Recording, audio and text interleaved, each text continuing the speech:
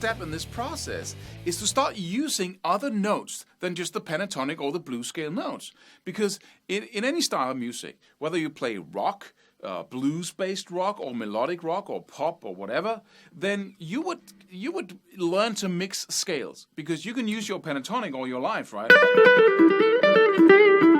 But if you're playing in a blues rock-based context or in blues,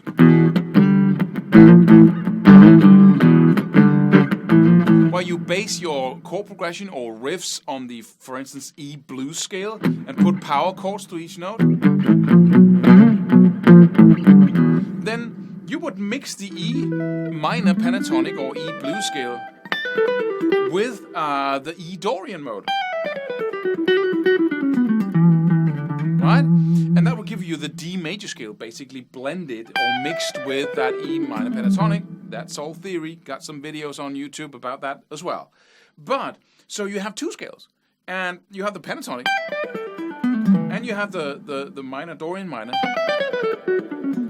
Right? And you mix those two. You have a pentatonic scale basically, but with the addition of two extra notes that you use. And that allows us certainly to create some pretty cool scale shapes. So instead of focusing on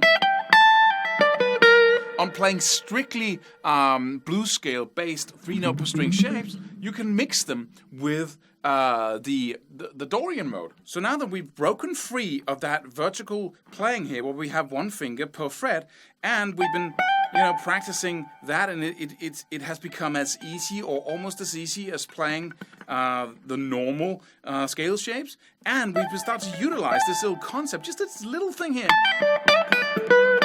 And we can really start to see where this is going. Now let's introduce some new notes, because we don't have to play the blues scale in octaves like that, and we don't have to play it using only the notes of the blues scale. When you combine, as we talked about, the minor pentatonic shape with the Dorian minor, you get some new notes. And I'm just going to show you one or two scale shapes here that we just came up with in order to create some new sounds. The first one, we could, and this is just creativity here, because you can do this yourself. I'm just suggesting something here. We have the 12th, the 15th, and the 17th. Right, like that. And then the next string, we could take the Dorian notes, we could take the 12th, the 14th, and the 15th. And so we have two shapes here.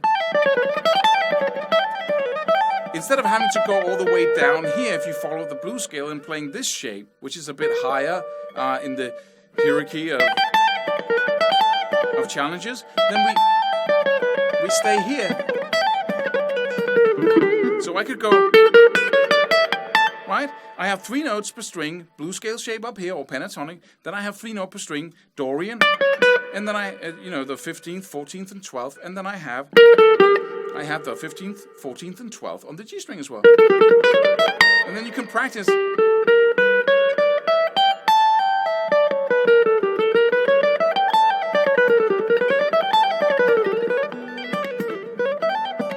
Going back and forth like that, and you can play sequences in this,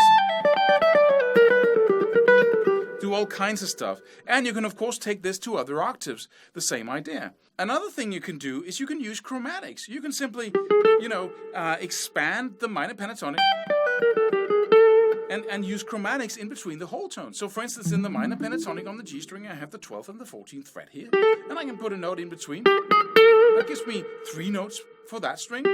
And then I can go to the G string and expand that with an extra note in the 17th fret, following my minor pentatonic 3-note per string philosophy here.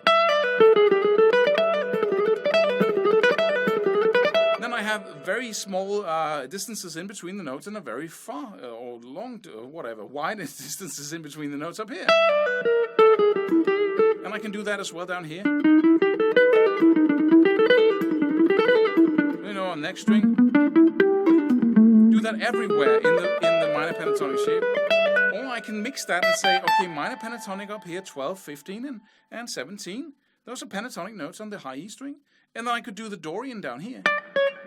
And go 12 and 14 and 15 on the G string. Or B string, sorry. And then have my chromatic idea down here, just connecting 2 whole tone intervals within the minor pentatonic on the G string from the 12th to the 13th to the 14th, and have those be my 3-note per string down here.